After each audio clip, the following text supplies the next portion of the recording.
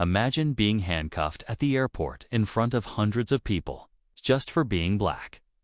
Now imagine the officer realizing, too late, that the teen he humiliated was actually the CEO's son, the very airline he worked for. What happened? Next, turned the entire company upside down. Before we dive into this jaw-dropping story of justice, identity, and consequences, don't forget to hit that subscribe button and turn on notifications, because you do not want to miss stories that will shake your soul and spark your fire. Jaden Brooks, a 17-year-old honor student from Atlanta, stood quietly in line at Terminal 3 of JFK International Airport with his Beats headphones on. Nodding his head to the rhythm of Kendrick Lamar, his passport and boarding pass in hand, dressed in a sleek Nike tracksuit and Air Jordans, preparing to board a first-class flight to London for a summer business internship arranged by his father, powerful and private man known as Nathaniel Brooks, CEO of Sky One Airlines, though very few even knew he had a son. The airport buzzed with tension, crowds thick from the summer rush, and though Jaden minded his business, the security eyes had already fixated on him. TSA officer Raymond Givens, a middle-aged man with a chip on his shoulder and a narrow-minded lens, whispered to a colleague, pointing Jaden out with an eyebrow raise, "Watch him. Looks sketchy." Minutes later, as Jaden moved closer to the gate, two uniformed airport police officers approached him without warning, demanding to search his bag. "Sir, is there a problem?" Jaden asked, confused and polite. But they didn't answer. Instead, one twisted his arm behind his back and yanked him to the ground as the other handcuffed him tightly.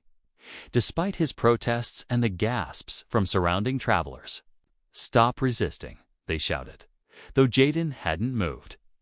"We got a tip about a suspicious black male trying to board without clearance," Givens snapped, stepping forward. "That's my boarding pass in your hand," Jaden cried, tears of humiliation stinging his eyes as phone cameras began recording, the crowd growing louder with outrage. "This is a mistake," he shouted, but the officers didn't care. They pushed him into a side room as Jaden screamed, "Call my dad! You don't know who I am!" The officers laughed. "Yeah, okay, we'll call your daddy." But that call would ignite a storm no one saw. Nathaniel Brooks sat in his glass office high above the Manhattan skyline, in the middle of a conference call with European investors when his personal cell buzzed. Seeing the number of Jaden's assistant chaperone, he excused himself from the meeting and answered, casually expecting a check-in. "Sir," the woman's trembling voice said, "your son has been detained at JFK. They think he's a security threat." Nathaniel froze, his knuckles whitening around his phone. "What the hell did you just say?" he said coldly. They tackled him in front of everyone. They wouldn't listen. He kept telling them who he was. She trailed off, sobbing. Nathaniel's pulse spiked. He clicked a button on his desk. His assistant entered. "Get me airport security now and tell the board I'm leaving." Within minutes, his black car was racing toward JFK. At the same time, the internal chat at Sky One headquarters was exploding. Someone had leaked the footage from the terminal. Employees were texting, "That's Mr. Brooks's son. Is Badriel bad?" Meanwhile, in a holding room behind the gate, Jaden sat handcuffed in silence, his wrist red and his pride bruised as the same officer who tackled him flipped through his ID, now visibly uneasy. "Brooks," Givens muttered. "Nathaniel Brooks." As in, Sky One Brooks. He left the room without a word. 5 minutes later, two black SUVs screeched outside the airport. Nathaniel stepped out, 6'4", tailored suit, sunglasses, and fury in his stride. Every staff member recognized him instantly. TSA panicked. Airport execs scrambled. In seconds, the holding room door burst open. "Uncuff him now," Nathaniel said in a low voice. The room went dead silent. The officer stuttered, "Sir, I didn't do it, Nathaniel snapped.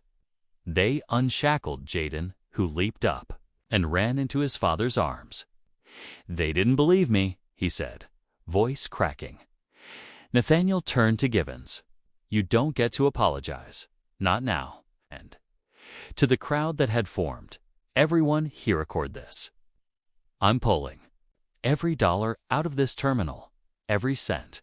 And with that, the dominoes began to fall. By the time they got home that evening, the story had already gone viral. Black teen handcuffed at JFK, despite being Airline CEO's son, screamed Twitter. TikTok was ablaze with videos of the brutal arrest. Instagram accounts posted emotionally.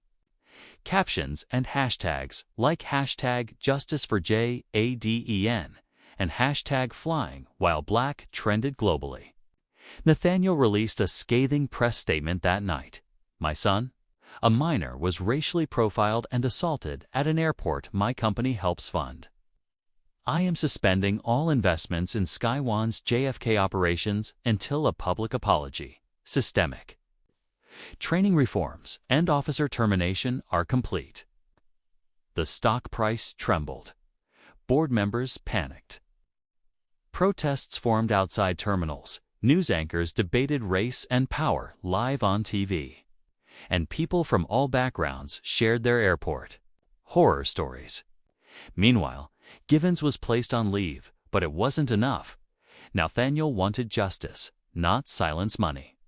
This can't happen to anyone else's child, he said in an exclusive CNN interview. In the midst of it all, Jaden struggled. Didn't want to be the face of a movement, he just wanted to feel safe. But the messages from kids across the world flooded in. They did that to you, and you're the CEO's son. What chance do we have? And so Jaden made a decision. He wrote a powerful op-ed titled I Am More Than a Boarding Pass, published in The Atlantic, which read, If I can be handcuffed for being black while boarding a plane, then we need to question everything about the system. His words became the soul of the movement. The backlash to the airport grew louder. Givens was fired. The head of TSA resigned. And SkyOne implemented the largest diversity and de-escalation training rollout in aviation history. But even with the change, Jaden still couldn't sleep. He kept replaying the moment they shoved him to the floor like he didn't belong. So he told his father, let's not stop here. 1 year later, Jaden stood tall in a crisp suit beside his father at the unveiling of a new SkyOne program called Flight, fostering leadership, inclusion, growth, humanity, and tolerance. It was a $50 million foundation aimed at empowering underrepresented youth to pursue careers in aviation, leadership, and public policy. This isn't just about flying, Jaden said to the crowd of students. It's about being seen, heard, believed. His voice no longer shook. He had become the very leader he never asked to be. The flight program built scholarships, mentorship pipelines, and internships with global airlines. Nathaniel stepped back, proud to let his son lead the cause.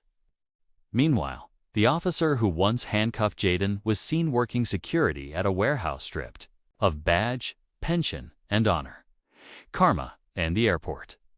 A massive mural of Jaden, arm outstretched with a boarding pass, now decorated Terminal 3, reminding every traveler, identity is not a threat. It's a right. Years later, Jaden would speak before the United Nations on racial bias in global transit systems, his words echoing across generations. My story started with humiliation, he'd say, but it ended with hope. And when a journalist once asked him if he forgave the officer, Jaden replied, forgiveness doesn't mean forgetting it, means turning pain into purpose. The legacy of that day lived on not in the shame, but in the systems that changed because of it. And as long as planes flew through the skies, Jaden's story reminded the world that no one should have to earn the right to simply exist.